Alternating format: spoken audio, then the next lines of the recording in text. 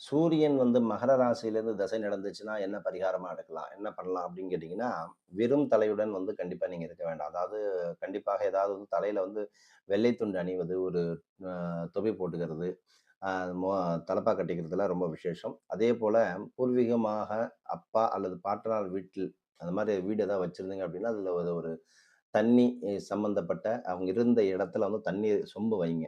அதேபோல மேற்கு வாசல் ஆகாது. மேற்கு ஜன்னல் இருப்பது ஆகாது. பழுப்பு நிறை எருமை வளர்க்கலாம். கண்டிப்பாக நல்ல பரிகாரமா சொல்லப்படுகிறது. அதாவது தை மாதத்துல ஜாதகர் ஏழைகளுக்கு உணவு தானம் அளிப்பது.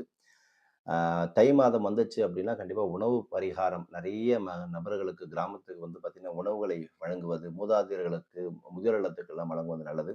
தைப்பூசம் வரக்கூடிய நாட்கள்ல முருகப்பெருமானுக்கு அபிஷேகம் செய்து, உள்ளூர் முருக பக்தர்களுக்கும், முருகப்பெருமானுக்கும் இந்த அன்னதானம் செய்வது ரொம்ப விசேஷமா சொல்லப்படக்கூடியது. சூரியன் வந்து அதே கும்பராசியிலிருந்து திசை நடந்துச்சு அப்படின்னா, என்ன பரிகாரம் செய்யலாம் அப்படின்னா, கண்டிப்பா இவர்கள் வந்து மாமிசம் சாப்பிடக்கூடாது. அசைவ உணவுகளை தவிர்த்திட வேண்டும்.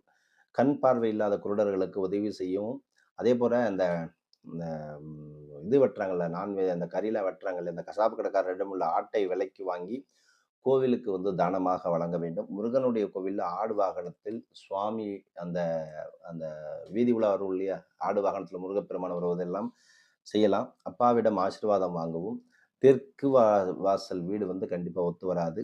கிழக்கு வாசல் வீடு உத்தமமாக சொல்லப்படக்கூடியது.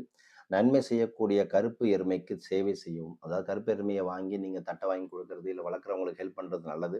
வளர்பிறை ஞாயிற்றுக்கிழமை சூரியனுக்கும் சிவபெருமானுக்கும் அர்ச்சனை சகஸ்ரநாமம் செய்து, வில்வேலைகளால் கொண்டு சகஸ்ரநாமம் செய்வது நல்லது. உள்ளூர் சிவாலயத்திலேயே நீங்க உள்ளூர் சிவன் கோயில்லயே பண்ணுங்க. நெய் தீபம் ஏற்றி வழிபடுவது சகல விதமான நன்மைகளை பெற்றுத்தரும். இந்த கும்பராசிக்காரர்களுக்கு. சூரியன் வந்து மீன ராசியிலேருந்து திசை நடந்துச்சுன்னா, என்ன பரிகாரமா எடுத்துக்கலாம் அப்படின்னு கேட்டீங்கன்னா, இந்த ஓய்வு இல்லாமல் வந்து வேலை செய்வதுங்கிறது இவங்களுக்கு ஆகாது. ஓய்வு எடுத்துக்கொண்டு தான் எல்லா விஷயங்களையும் பொறுமையா பண்ணணும். அவசரப்பட்டு எடுத்தோம் கவுத்தோன்னு எந்த வேலையும் பண்ணக்கூடாது. இது வந்து உடல்நலம் சம்மந்தப்பட்ட பிரச்சனைகள கொண்டு போய் கொடுத்துரும். அதேபோல தந்தை இருப்பவர்கள் தந்தைக்கு பாதை பூஜை செய்வதெல்லாம், தந்தைக்கு வந்து ஆசீர்வாதம் வாங்குவது, தந்தையிடம் ஆசீர்வாதம் வாங்குவது எல்லாமே உங்களுக்கு நல்ல மாற்றத்தை தரும்.